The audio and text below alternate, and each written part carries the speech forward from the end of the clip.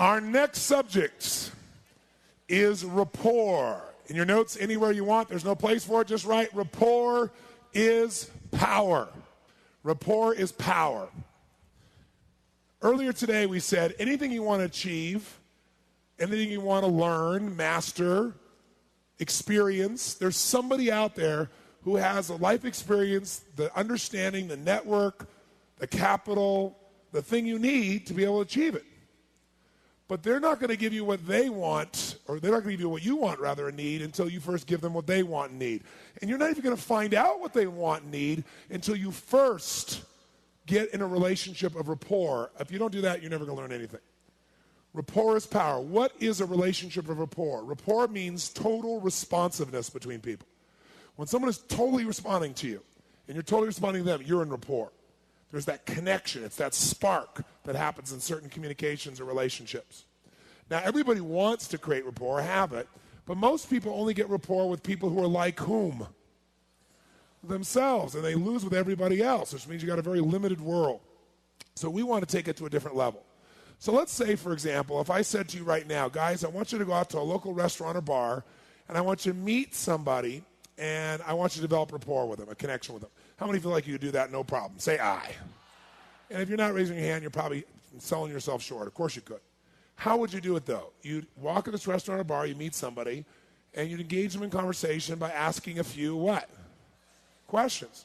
Now, is it possible to ask a few questions and have the conversation go poof and just die? Is that possible? Yes or no? So questions don't create rapport. Questions are a tool we use to dig for something. What are you digging for when you're asking these questions? You're trying to find something in what? That's right. So write in your notes, rapport is created by a feeling of commonality. Rapport is created by a feeling of commonality. Rapport is created by a feeling of commonality. When we feel like we have something in common with someone, there's a spark.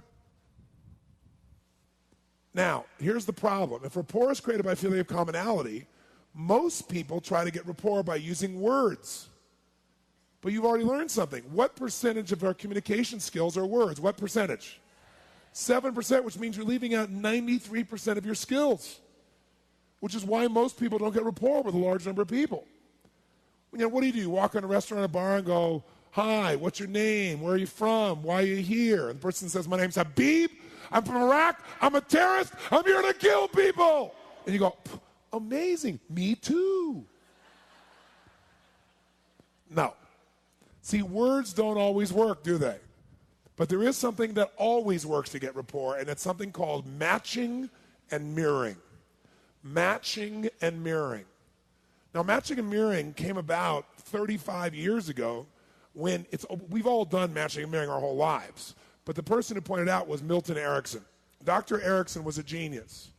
What he did was he was a medical doctor, but he also was a psychologist and a hypnotherapist, probably the best that ever lived.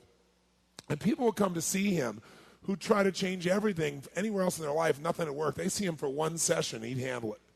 And the reason is because he understood something. He understood that you have both a conscious mind and a subconscious mind. And he knew the subconscious is more powerful. It's the part that makes your heart beat 100,000 times a day without having to think about it. So he knew if he could influence your subconscious mind, he could change anything, and that's what he did. But here's how he did it. He had polio, so he was in a wheelchair. So he spent an enormous amount of time studying people. And he began to notice something about human beings, that when human beings got together, if they got in rapport, a relationship of responsiveness, they became like each other in a variety of ways. What he called they mirrored each other. Now, I've taught this for 25 years, so I'm sure you've heard of it. And I've written it in my books, and it's been taught in a variety of other areas now. But it's one thing to know it intellectually or to understand it. It's another thing to know it while you're doing it. And that's what I want to get you to do tonight so you have a real experience of it that you won't forget. But here's the basis of it. People like people who are like whom? Themselves. And people don't like people who are not like themselves. To be more specific, write this down. People like people who are like themselves or who are like how they would like to be. People like people who are like themselves or are how they would like to be. People like people who are like themselves or how they would like to be. So question, I'd like you to think of someone you really, really like a lot. And then if you would, raise your hand if this person is either like you or they're like how you want to be. If that's true, raise your hand and say, I. Of course, that's why you like them. Now, think of someone you don't like. I'm sure you like everyone, but if you once were an unspiritual person and felt these feelings, someone you don't like, raise your hand if they're not like you or they're not like how you want to be. If that's true, raise your hand and say, I. And that's the opposite. People don't like people who are not like them or are not like how they want to be. That's the bottom line of it. So this concept, Erickson noticed, he used it in the following way. Watch me. If you came in to see Dr. Erickson, instead of talking to you intellectually and trying to get through to you, he'd go right for the jugular by getting your nervous system connected to him, getting rapport. So if you came to him and you said, Dr. Erickson, I don't know, this is a waste of time. I've tried everything and I don't know, I think I should just go. He would do this. He'd go,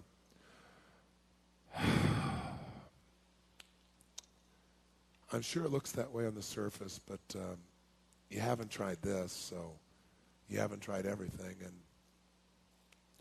I think you should stay. And the person would go, something about this guy I like. You know, he's not over the top, you know what I mean? He's like really real. There's just something about him that feels down home and real to me, right? If you came in to see him and he said, Dr. Erickson, I've tried everything. It's a waste of my time. I'm out of here. He'd say, you sit down. You haven't tried everything. You've not done this before. You're staying right here. Guy goes, hey, I like this guy. He's got some spunk, kick ass. Maybe he could do something. See, he became like the people he was communicating with. And what it was is whatever they put out, he sent the same message back, like biofeedback, and it entrained them to him. So that when he then told their unconscious what to do, their brain just did it. That was his power. Now, we all do this naturally. If you want to have some fun, go out tonight to a singles bar and watch people when they first meet. And then you can see when the rapport happens. If they finally sit down and they'll start to lean in the same direction, they'll start nodding their head at the same tempo. If one's tapping their foot, often you'll see the other one tap their foot. The volume and tone of their voice will start to mirror if they're in rapport. If they're out of rapport, you'll see them in direct opposites of this nature. Now, if you want to be effective then, mirroring is so easy. We do it naturally, but here's the problem. Most people wait till they have enough words in common that then they put the voice in common and the body in common. But words are only 7%. They don't work all the time. And by the way, do we judge people in a matter of seconds by their style, yes or no? That's right. Write this in your notes. Style is more important than substance initially. Style is more important than substance initially. That sounds terrible, but it's true. Style is more important than substance initially. Now, notice I say initially. If you don't have any substance, it's not going to last. But you can have lots of substance and no style, and people will never hear a word you say. No one will ever get to know what you believe. I'll give you an example. How many have ever dealt with somebody whose tone of voice alone drove you up a wall and you couldn't listen to anything they said? They had like dentist drill tonality. How many have been with somebody like this? Say I. Okay? So that style gets in the way of substance. Now, let's give an example. Let's say you and I want to mirror someone. We want someone to feel connected to us, and we're going to do it on the phone. What are some aspects of the voice that you could mirror that would make them unconsciously immediately feel connected to you? What are some aspects? You tell me. Okay, tone of voice, as we just said, is a perfect one. Because if you're talking like this, and they're talking like this, and I say, well, I don't know, what do you think? You're not going to feel very comfortable through time. Tone of voice is huge. If you mirror someone's tone of voice, they will feel connected to you and not even know why. What else besides tone of voice could you mirror on the phone? Okay, tempo. What kind of person talks at this particular pace like I'm talking right now? What kind of people talk at this particular pace? What part of the country tends to talk at this pace? Come on, where? Where? What part of the country? Where? And New York would be good. New York would be a good example. How do people talk more like this? Feel about those fast-talking city slickers. Do they trust them? No. They don't even know how to say the word dog. How does a fast-talking person feel about a slow-talking person? What do you think, Mary? Mary, what do you think, Mary? What do you think, Mary? What do you think? Mary goes, well, what? How many have ever seen this mismatch between two people? Right? What else besides speed? Volume. Loud-talking people, who do they like? They love loud-talking people. They know you're a real man, you're a real woman too. Who else likes loud-talking people? Deaf people like loud-talking people. But how do quiet-talking people feel about those loud-talking people? They're obnoxious, aren't they? And of course, intelligent people talk like you and I do, don't they? Do we judge people in a matter of seconds by their volume, by their tone, by their tempo? Yes or no? You better believe we do. What else could you mirror on the phone? Terminology, key words. There's certain words people use again and again. If you sell real estate and somebody comes in and says, I'm looking for a magnificent home, do you want to say, oh, I have a fantastic place to show you? No, I had this experience myself once. I said, I'm looking for this. No, I got a fantastic place. Fantastic and magnificent may be the same to you, but I guarantee they aren't for the other person. If you mirror their words, they will feel heard, they will feel understood, and they will also feel you're as smart as they are. What else besides words? Tone, tempo, volume. Accent? Well, only if you really have that accent. Because if you try to duplicate it and it's not really your accent, you're going to break rapport, right? What about the body? What could you mirror in the body if you were there in person? What could you mirror? Posture is very powerful. They're really upright, you're upright. They're more relaxed, you're more relaxed. What else? Gestures. Watch this. If somebody's talking, and people are funny, when they're making important points, people have idiosyncratic gestures. Idiosyncratic mean gestures that are all their own. So if you're talking to this guy and he says, I don't think so, I think we ought to do this, and he makes this funny little gesture when he's talking about what he really wants to do. If you turn back to him and say, you know, that's a great idea. Can I ask you a question, though? What if we did this instead? You make that same little motion with your hand and look at him and be like, a friend. You think I'm kidding. You go out tonight at dinner and you find somebody who's on an angle to you or in front of you. Don't even look at them. Just mirror them for 5 to 10 minutes. They reach for the glass, reach for the glass. The glass is empty, no one's going to notice. Just reach for the glass. They bring it up, they bring it down, bring it down. They reach for the fork, reach for the fork. 5 to 10 minutes. 5 minutes usually, 10 minutes max. After you've done this for 5 to 10 minutes, you want to have some fun? Reach for your glass and watch what they do. They'll reach for it like that. It's called pacing and leading. It's also known as entrainment. Many of you know that if you go to an old clock shop where they have those old grandfather clocks where they have the little pendulum, that once they wind them, those pendulums start out different and they all end up in sync. Called entrainment. Women know this, but most men don't. So I'll just share this with you. Women have the ability to be like clocks with other women. When women hang out together, men, they literally end up having their periods at the same time. So that all the men are crazy during that time. Is it true, ladies? Yes or no? If they're in a rapport, their periods become in sync. So if women's periods can come in sync, you could get rapport with a stranger across the room. And all you got to do is mirror them for 5 or 10 minutes and make a change, right? And it'll make it happen, all right? How many follow? So what else besides posture could you mirror in the body? What else? Gestures, we already said. What else? Facial expression. Most of us, if someone's telling you a story and they're like really into their story and they're making these faces, do you sit and look at them like this? No, you look back and make the same stupid look back. What about eye contact? A lot of business people and salespeople have been taught a total lie. They've been taught, like, if you're really, truly going to influence someone, you must look directly into their eyes and not break eye contact for 45 straight minutes. This way they know you really mean it. There's only one problem with that. The problem is people like people who are like whom? Themselves. So if you got somebody who just stares in your eyes and doesn't blink for 45 straight minutes, it's going to freak you out.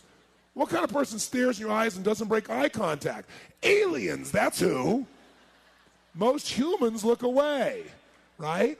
So if they look away, give them a break and look away. Don't make them crazy. Now, if you meet somebody who like locks eyes with you and doesn't break eye contact, you lock eyes right back, you keep them on for 45 minutes, they'll know you're an alien too, it'll build rapport. What else? What else besides eye contact, facial expressions, gestures, posture? Come on, what else? Breathing. Breathing's very powerful, one of the most powerful. If you breathe at the exact same pace as another person, you will feel what they are feeling, period. But you got to be breathing from the same location, the same tempo. And breathing is magnificent because it really hooks you to this person. How many of you can think of a time in your life when you were breathing at the same pace as another person and you felt really close for some reason? Anybody think of a time like that? See, I used to do a lot of sexual therapy for couples, and when you help people in this area, you get a practice because people pay anything, they'll fly anywhere to get this part of their life handled. So I ended up with a 6-month waiting list, no exaggeration. I mean, every single day book, and people would be calling me based on referrals because I help their friends, and they'd be like, I gotta see you, gotta see you now. And I'm like, I got a 6-month waiting list. No, I'll pay you for your lunchtime. I'll buy your dinner. I'm going, look, how about I refer you to somebody I've trained? There are lots of people I've trained. No, it's got to be you. So here's how I would deal with it. I would say, okay, I will give you one of my lunches if you take an assignment I give me. But first, you got to answer some questions honestly. Here's the first question. When you make love, do you breathe in unison while you're making love? And invariably, the guy would go, huh? And I'd say, let me explain. You're here telling me about all these things you're upset with each other about. And you can talk about these things till you're blue in the face, but the real problem is you don't feel connected. You don't feel love. And I said, you don't have that feeling of total oneness with each other. And talking more about this is not going to change it. So if you really want to change this, I suggest you do this. And if you do what I'm telling you, still need me, I'll give you one of my lunches. So here's what I want you to do. I want you to go home and I want you to make love for an hour and a half minimum. And while you're doing it, I want you to breathe in unison the entire time with each other. Because what happens is you feel totally connected as one. Out of, 3 to 4 dozen people I asked to do that, only one person ever called us back and wanted to be able to do a session. Because the bond is there. So try it. Not now, later this evening. Plus, the great thing about mirroring somebody's breathing, it's very subtle. No one's going to jump out of their chair and say, would you stop mirroring my breathing? I mean, they're not going to notice. So you got breathing, you got posture, you got gestures, you got facial expressions, you got eye contact. What else could you mirror? Come on, use your brain. I know the answer. I want to see if you can come up with it. Come on. What else could you mirror? Proximity, good. What does proximity mean? Proximity means everybody has a certain amount of space that they need to be comfortable. And it's different for every single person you're going to meet in your life. So if I come walking up here like this, and I start walking, let's say, along here, and I walk up to this lady here, she's comfortable right now. If I come here, I'm right on the edge of her comfort zone. Am I right? You can see it in her face. How do I know? Because the muscles in her neck went, her face went, it all tightened, and she stopped breathing. That's a clue. Now, that doesn't mean she doesn't want you to come closer, but that's the first moment of her starting to feel impact. If I come right back to here, there we go. Now she's breathing again. How many can see the difference? Can you see it? You can see all of a sudden she's breathing it. So this is more comfortable. Watch the difference here versus here. How many have had somebody do this where they get this close to your face and you just want to punch them? How many have had this experience? And they almost always have bad breath too, don't they? So when somebody, and are there people like that get this close in your face, yes or no? Now, if you pull back, though, you just broke rapport because that's what they need to feel good. So you got to hang in there with those people. So it's different for every person that you meet. So how do you know? Do you just guess? No, you use your sensory what? Acuity. You have acute sensitivity to see what's the impact. Oh, I'm getting here. Is this working? Oh, I can come closer or not. Where is it? And it can change, too. Someone can have initial reaction, and then they can let you closer. But you pay attention, because if you don't do this, breaking rapport in this area, people don't even think when you're in their space. And everybody's got different space. Who here freaks out when somebody gets too close? There's some people, I'm sure, in this room that are total freakouts about this. You, ma'am, in the black? What's your name? Lisa? Why don't you come down? Come on, give her a hand. Come on, give her a hand. Lisa, come on down here. Come on down here. Run down here, Lisa. Run down here. Run down here. Run down here. My thing is with my face. I don't like it. Oh, it's your face. Oh, there we go. It's the face. See, she's want to body block me. Did you notice that? You can, boom, we can hit bodies. That's okay. Right? But the face. Watch what happens if you get in the face. So are you enjoying the seminar? What's been your favorite part? Not this part. Not this part. Where are you going?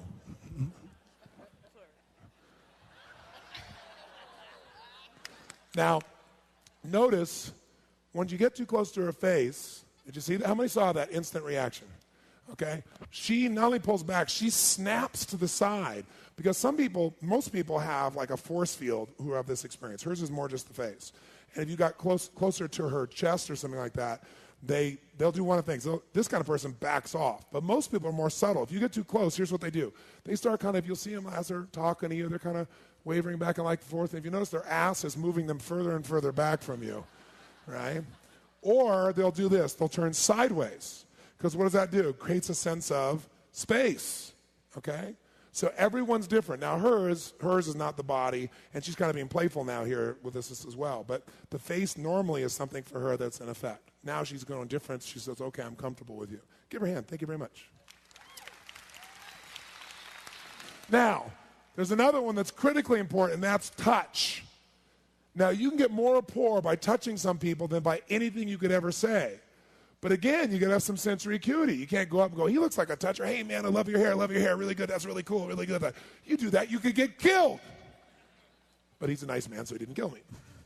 So what you got to notice is, notice how the man shakes hands. So like, he shakes hands, he puts one hand on top of the other. Do you notice this? He reached over, I shook his hand, and immediately he brings the other hand on top like this. And when he does it, some people, when they shake your hand, they like squeeze it, see if they can break a few of your blood vessels, just to show they're a real man. Other people, they got that fish handshake. But if they fish you, you got to fish them back. Yeah, here we go, fish, right? Because that builds rapport. But in his case, it's like boom, boom, right? And you get more connection and rapport with him with that touch than anything you could ever say. Thank you. So notice, how does a person touch somebody? Like even it's in business. Notice how the businesswoman or man touches their assistant in a non-sexual way. And just notice, if they come along and he comes by here and he goes, thanks a lot, Tony, and hits me like this, 3 times on the shoulder. And I come back and I say, thank you, John. I'll get more rapport by that touch than by anything that I could say to him. So touch and proximity are huge, huge. Now you might say, well, this is interesting, Tony, but what are you suggesting? Are you saying something like, okay, they sit down, I sit down. You don't have to mirror everything someone does to have rapport. It's not like they lift their leg, you lift your leg, they lean forward, you lean forward, they sit back, you sit back. You don't have to do that, although believe it or not, you can do it a lot and people not even notice. But for example, you can get rapport just with the leg position and maybe the tone of voice, because physiology is 55% of communication. If you're sitting there, let's say you cross your leg like this. Can I cross my leg like this while we're talking? Yes or no? It'll feel comfortable to you. So you start bouncing your foot like this, back and forth.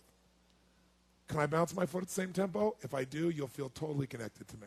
If we do it at the same tempo. And by the way, I can do this for a while, and then if I don't like it, I can slow it down, and you'll slow yours down. That's pacing and leading again. But if you do this, if they cross their leg and now they go uncross, you don't have to uncross the moment they uncross.